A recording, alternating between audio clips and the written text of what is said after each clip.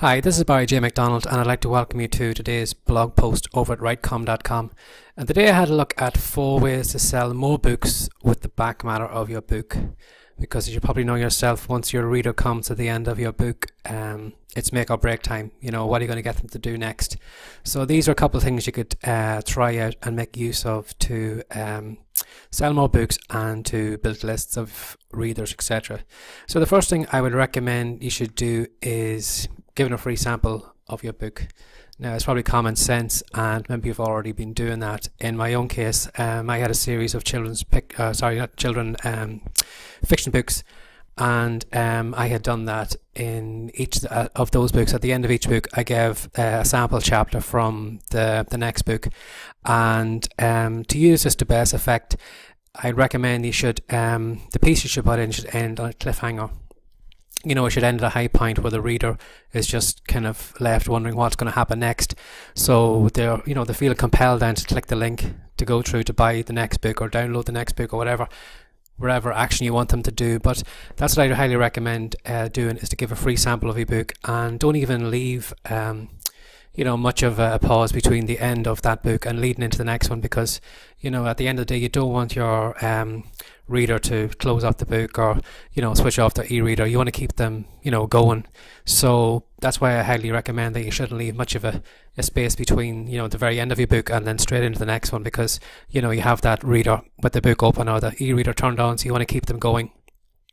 So again, that's what I recommend you should do, is to give a free sample of your book, and again leave off with a cliffhanger so they can feel compelled. So in this way you're not actually forcing the reader to a book on the reader. You're actually it's more what they call attraction marketing. So you're actually attracting the your buyer to you than actually forcing the book on them. So they're actually coming to you to buy the book rather than the other way around. So it doesn't feel as such a kind of salesy kind of way of selling your books. And it has worked for me in numerous times on the books I've done. Then another thing you could do then too is to give away free entry into a competition. If you haven't got a book set up, maybe you haven't got a short story or something else that you can give the reader to capture them or to lead them on to something else. If you haven't got anything in place like that, well, maybe you could set up maybe a free competition where you could give maybe a box set of your previous books. You could give away maybe an Amazon gift card, or if you have the money and you wanted to do, maybe you could give away maybe a Kindle reader or something like that. So just kind of come up with ideas of something that would appeal to a reader, and the reader of your books, that would make them want to join into a competition. Now what you could do is you could set up maybe a Facebook post and direct all the traffic to that Facebook post, so that one of the conditions of the competition may be that they have to share the post or like the post. And in this way, not only are you getting more traffic, because that post will be kind of spreaded virally among all these people, but as well too, by getting them to take action on that page. If it ever comes to the time that you're using Facebook ads, you can actually set up Facebook ads for your page and people to take actions on particular posts or particular things on your page. So you can actually build a targeted audience for those people. So even though it seems like it's a small thing, like, you think maybe that, once they click through to that page and maybe like and share it, maybe that's the last time you're going to be in contact with them. But actually no, because you have that Facebook, they're doing it on the Facebook page. You can get them and pull them in later on. Then when you're setting up a Facebook ad campaign, you can retarget those people again. Now again, if you haven't set it up on a Facebook page, what you could do is set up a kind of dedicated page on your blog or your website, again directing people coming from the back of your book to where the competition is, and then have the terms and conditions or whatever. So again then too, I'd highly recommend that you should have the Facebook pixel already installed on that page. So everybody who comes to that page then, whether they get involved in the competition or not, is totally up to them. But you've captured them through the Facebook pixel, so you can retarget them again in any kind of campaigns that you can go on in the future. Now it's up to you what way you wanted to run the competition. You could do it like kind of viral share and like, so maybe you could have maybe a competition maybe once a week or once a month. So it's a simple thing if you're coming back to that page on a regular basis and just getting the last collection of people who have, done whatever actions you needed in that week or that month, and then pick a winner from them And then again, what you could do then is also set up an opt-in page that, you need email addresses to get in contact with the winners, and anybody who doesn't give an email address won't qualify for being part of the competition. So again, when that month or that week is up and you're notifying the winner, what you could actually do is you could send an email out to everybody who applied for the competition, and you could give maybe each of them kind of a small prize, so everybody kind of wins in the long run, so they don't feel in any way bad about giving their email address, and even if they don't win, at least they've still got something from you. So it's something that you could try out.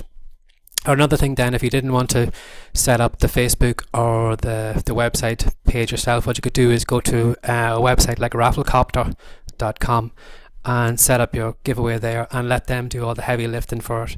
So what they could do, we could set up some kind of again, like a sharing campaign, and people have to pin or kind of do some actions in that Rafflecopter competition to make them gain entry into it. So there are 3 ideas you could do for the back page by using a competition. Again, I highly recommend, if you are doing the Facebook or the website giveaway page, just make sure that your Facebook pixel is set up and that you're recording that information of all those people who have taken part in the competition, or at least visited those pages. So another thing you could do then, although it's not maybe not as compelling as the other two, is just to get simple likes for your Facebook page. At the end of that book, just have a link to your Facebook page. And what you could do, if you haven't got things set up, like a follow-on story that they can move on into, or a book or whatever, you could maybe do like a DVD extras, have a simple section of your Facebook page where it is just a kind of DVD extras from the book that they've just completed. Maybe you could do a video where you talk to screen about the book, how you come up with the storyline, a little bit more about the characters. Maybe you could post images of places where the actual story takes place in, how you come up with the characters, what they actually look like, if you have any kind of art or sketches or photographs that you've been working off. Maybe you could post all those things to a dedicated page then on that Facebook page where it has all that information. So somebody who would actually read the book then might want to know maybe more about the book, what the characters like, how did you come up with this kind of twist and all those things. So you could have all these DVD extras waiting for them on the Facebook page, and then all you have to do is get them to like the Facebook page and they can check out the stuff. And it's not actually just a big action, but if you get them to like the Facebook page or come over and take any action on that page, again, you can use that information then in your Facebook campaigns in the future, so you can retarget those people again with new books or getting onto your email list or anything like that.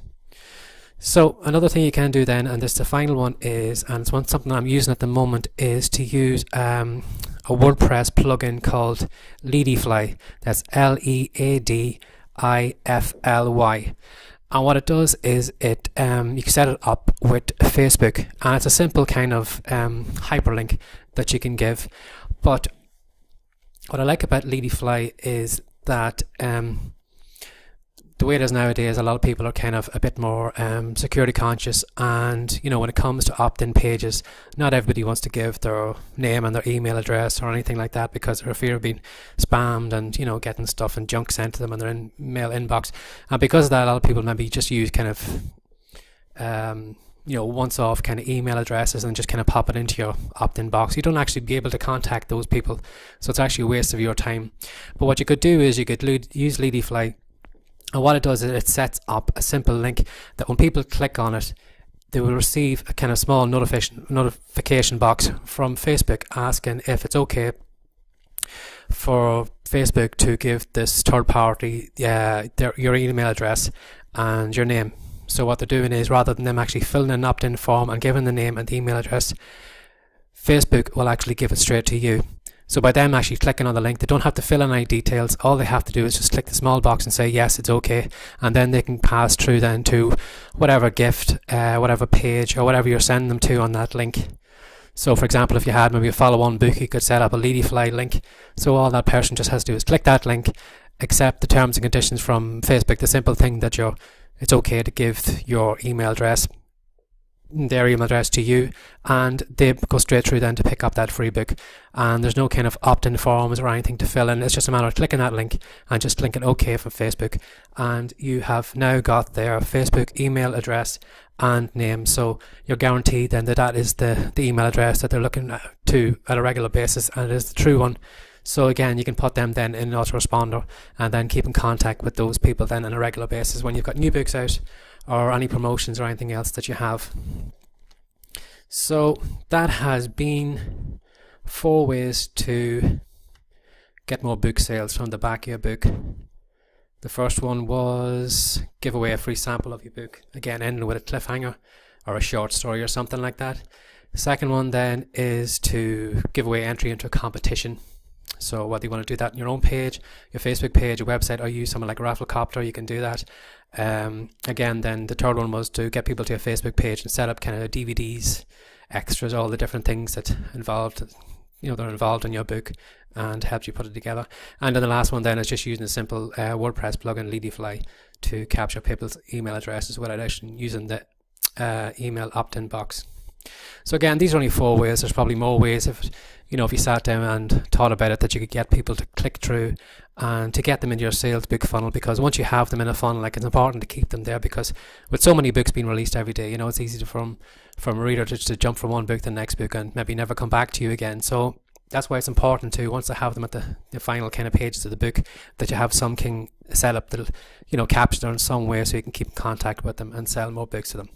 So my name's been Barry J. McDonald. This has been today's blog post over at writecom.com, and I highly recommend you drop by, because we have a great free report on the homepage, and it's going to show you 10 ways to make money from writing.